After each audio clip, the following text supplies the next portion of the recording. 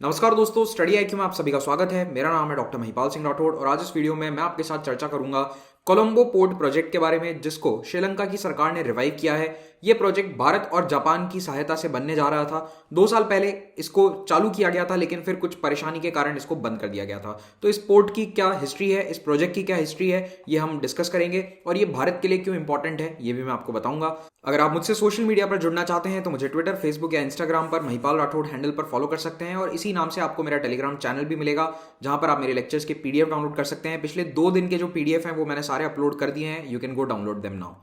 Study IQ UPSC IAS exam की तैयारी के लिए एक स्मार्ट कोर्स लेकर आया है। इस कोर्स की मदद से आप घर बैठे आईएएस एग्जाम की तैयारी कर सकते हैं और इस कोर्स में प्रीलिम्स प्लस मेंस का कंप्लीट कवरेज आपको मिलेगा ओनली फॉर 18,500 रुपीज। तो जल्द से जल्द इस कोर्स को अवेल करने के लिए studiiq.com वेबसाइट विजिट करें। 13 जनवरी 2021 को श्रीलंका के राष्ट्रपति गोतबाया राजपक्षा ने यह अनाउंस किया कि भारत और जापान की सहायता से बनने वाले कोलंबो डीप सी टर्मिनल को फिर से चालू किया जाएगा। इस प्रोजेक्ट को रोक दिया गया था, ठंडे बस्ते में डाल दिया गया था। यह डील वैसे तो 2019 में ही साइन हो गई थी, जब श्रीलंका में पहले भी महिंदा राजपक्षा की सरकार थी। उस समय यह डील साइन हो गई थी 2019 में, लेकिन उसके बाद इसे रोक दिया गया था due to some trade union resistance. अब ये वाला जो डीप सी टर्मिनल है, इस पर काम आधा अधूरा है। तो ये अभी कुछ इस प्रकार से नजर आता है। इनफैक्ट ये आपको हार्बर या पोर्ट की तरह नजर भी नहीं आएगा, क्योंकि बिल्कुल काम शुरू ही हुआ है। आप देख सकते हो यहां पर अभी सब काम चल रहा है। लेकिन अब इसकी हिस्ट्री क्या है? 2018 में सबसे पहले नेगोशिएशन शुरू हुई थी कि कोलंबो पोर्ट है, वहां पर एक नया टर्मिनल बनाया जाए। इस टर्मिनल में श्रीलंका नहीं, जापान और भारत ने इच्छा जताई कि हम इसमें सहायता करना चाहेंगे। तो 2019 मई के महीने में तीनों देशों ने मिलकर एक एग्रीमेंट साइन किया to develop this east container terminal. इसका ऑफिशियल नाम क्या है? East container terminal at the Colombo port. इस प्रोजेक्ट की जो कॉस्ट थी वो अनुमानित थी 500 से 700 मिलियन डॉलर। ये इसका एस्टिमेटेड कॉस्ट था। लेकिन जब ये डील हुई थी तो याद रखना कि श्रीलंका में अलग राष्ट्रपति थे, अलग सरकार थी। 2019 में राष्ट्रपति कौन था? मैत्रीपाल सिरिसेना। 2015 से 2019 तक वो राष्ट्रपति थे। 2019 के अंत में चुनाव हुए और Rajapaksa family was back in power. Gotabaya Rajapaksa बन जाते हैं राष्ट्रपति। तो जब ये डील साइन हुई थी तो ओरिजिनली इसमें ये रखा गया था कॉन्सेप्ट कि ओनर कौन रहेगा? श्रीलंका की सरकार, श्रीलंका पोर्ट अथॉरिटी के पास 100% ओनरशिप रहेगी इस कंटेनर टर्मिनल की। लेकिन जो फर्म काम करेगी, वहां पर ऑपरेशंस चलाएगी, वो एक जॉइंट वेंचर होगा जिसमें 51% स्टेक होगा श्रीलंका सरकार का और बाकी 49% होगा भारत और जापान का। कुल मिलाकर जो ओनरशिप है वो तो श्रीलंका के पास है और जो जॉइंट ऑपरेशन चलाने वाली कंपनी है उसमें भी मेजॉरिटी स्टेक श्रीलंका का होने वाला था। जापान ने यह तय किया था उस समय कि हम 40 साल का सॉफ्ट लोन देंगे। जापान सॉफ्ट लोन देने का बड़ा शौकीन है। सॉफ्ट लोन का मतलब क्या है कि बिल्कुल मिनिमल ब्याज दर 0.1% की इंटरेस्ट रेट पर यह ब्याज दर पर दिया जाएगा पैसा श्रीलंका की सरकार को इस पोर्ट को डेवलप करने के लिए। लेकिन नवंबर 2019 में मैत्रीपाल सिरिसेना चुनाव हार जाते हैं। गोतबाया राजपक्षे बनते हैं नए राष्ट्रपति। अब प्रीवियसली जब राजपक्षे पावर में थे, इनके भाई महिंदा राजपक्षे जब पावर में थे, he was suppose to be very close to China. उन्होंने चाइना के साथ बहुत सारे प्रोजेक्ट्स चालू किए थे श्रीलंका में। लेकिन 2020 में जब ये पावर में आए फिर से, तो ऐसा माना जा रहा है कि राजपक्षे फैमिली अब चाइना के उतने फेवर में नहीं है ना, क्योंकि चाइना ने काफी कुछ चोट खा चुका है श्रीलंका चाइना से। तो अब ये उतना ज्यादा चाइना को फेवर नहीं करना चाहेंगे। इस बार they would like to balance things between India and China. लेकिन राजपक्षास के पावर में आने के बाद इस पोर्ट प्रोजेक्ट के साथ क्या हुआ? यहां पर जो एसोसिएशन काम कर रहे थे, पोर्ट वर्कर्स एसोसिएशन थे, कामगारों के एसोसिएशन थे, उन्होंने इसका विरोध किया और उन्हें सपोर्ट मिला सिंहला बुद्धिस्ट नेशनलिस्ट के द्वारा। अब ये जो बुद्धिस्ट नेशनलिस्ट हैं, ये पूरी तरह से रूलिंग पार्टी को सपोर्ट करते हैं, उनके सबसे बड़े सपोर्टर्स में से एक हैं। तो इनके विरोध के चलते श्रीलंका की सरकार ने इस प्रोजेक्ट को होल्ड पर रख दिया। इन लोगों का ये कहना था कि ये तो भारत का इंपीरियलिज्म है जो इस पोर्ट के माध्यम से हमारे देश में आ रहा है। इनका ये मानना था कि भारत आकर यहां पर अपनी कॉलोनी बसा लेगा। इस तरह की बातें करके इन्होंने विरोध किया और इस विरोध के चलते श्रीलंका की सरकार ने इस प्रोजेक्ट को होल्ड पर रख दिया, क्योंकि विरोध काफी ज्यादा था और वो अपनी कॉन्स्टिट्यूएंसी को नाराज नहीं करना चाहते थे। तो ये जो भारत का एम्बिशियस प्रोजेक्ट था ये चला गया होल्ड में, ठंडे बस्ते में। लेकिन साल के अंत में 2020 के अंत में फिर से इस पर बातचीत शुरू हुई और 2021 जनवरी में सबसे पहली विजिट हमारे एक्सटर्नल अफेयर्स मिनिस्टर ने कहां करी? कोलंबो। तो हमारे विदेश मंत्री एस जयशंकर जी गए खुद पर्सनली श्रीलंका और इस डील को फाइनलाइज कराने में इनका बहुत बड़ा रोल माना जा रहा है। और इन्होंने श्रीलंका के प्रेसिडेंट को बोला कि आप इसको वापस चालू करें, ये बहुत इंपॉर्टेंट प्रोजेक्ट है।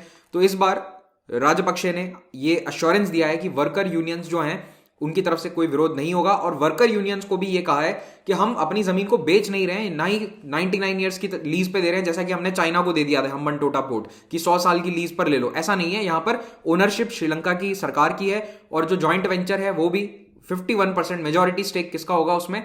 श्रीलंका की सरकार का होगा।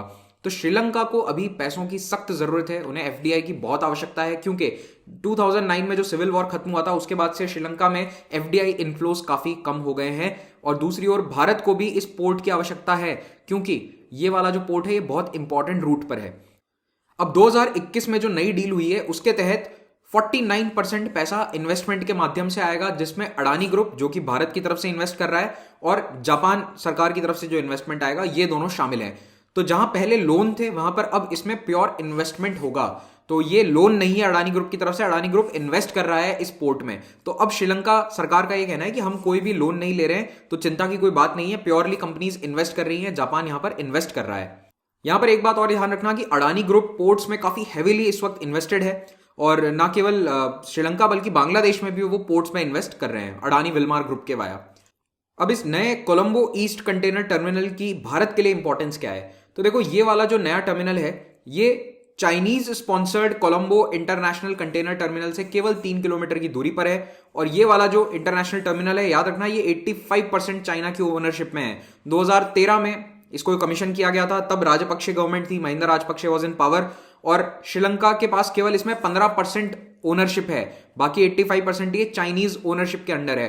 तो भारत यहां पर चाइना को ग्राउंड नहीं देना चाहता है। और इसी तरह से हम्बनटोटा पोर्ट भी चाइना के हाथ में चला गया था दिसंबर 2017 में, जब श्रीलंका अपना लोन रीपे नहीं कर पाया तो उसने हम्बनटोटा पोर्ट को 99 साल के लिए किसको दे दिया था? एक चाइनीज स्टेट कंपनी को। इसके कारण उस समय भी श्रीलंका में बहुत सारे कंसर्न्स उठे थे, श्रीलंका की लोग जो हैं वो भी इससे काफी चिंतित थे, और this was one of the reasons कि राजपक्षे इसके खिलाफ भी वोटिंग हुई थी चुनाव में। तो अब नई सरकार ये गलती फिर से दोहराना नहीं चाहेगी। 2014 में इन चाइनीज टर्मिनल्स पर चाइना ने अपनी सबमरीन्स को भी डॉक किया था, और ये सबमरीन्स जो है टेक्निकली अलाउड नहीं होती हैं, ये सिविल पोर्ट्स हैं, लेकिन फिर भी चाइना की सबमरीन्स यहां पे आई थी अनअनाउंस्ड, और इसको लेकर भारत ने विरोध भी दर्ज किया था।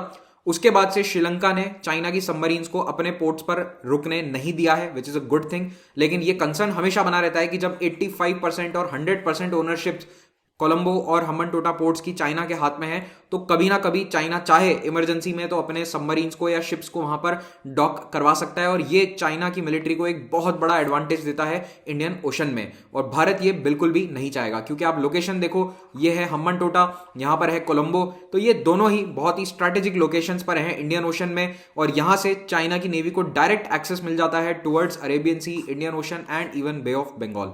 ये फोटोग्राफ है कोलंबो स्थित चाइना वाले पोर्ट की। तो ये तो पूरी तरह से चालू है, कई सालों से इसमें काम चल रहा है, और बहुत सारा इसमें कंटेनर ट्रैफिक भी रहता है। अब भारत कोशिश कर रहा है कि चाइना को रोकने के लिए दूसरे देशों का भी इन्वेस्टमेंट श्रीलंका में आए। तो अमेरिका के मिलेनियम चैलेंज कोऑपरेशन के थ्रू भी फंडिंग दिलवाने की कोशिश करी थी, लेकिन भारत उसमें इतना सक्सेसफुल नहीं हो पाया। मैंने इसके बारे में अपने एक लेक्चर में भी जिक्र किया था 2-3 हफ्ते पहले, अगर आपने नहीं देखा तो इसे देखिए, काफी इंपॉर्टेंट लेक्चर है ये इंटरनेशनल रिलेशंस के मद्देनजर अगर आप देखें। दूसरी ओर श्रीलंका के लिए भी भारत बहुत इंपॉर्टेंट है। आप इसी बात से जज कर सकते हैं कि श्रीलंका के कोलंबो पोर्ट पर जो ट्रैफिक आता है उसमें से 70% कार्गो या तो इंडिया को जा रहा है या फिर इंडिया से आ रहा है।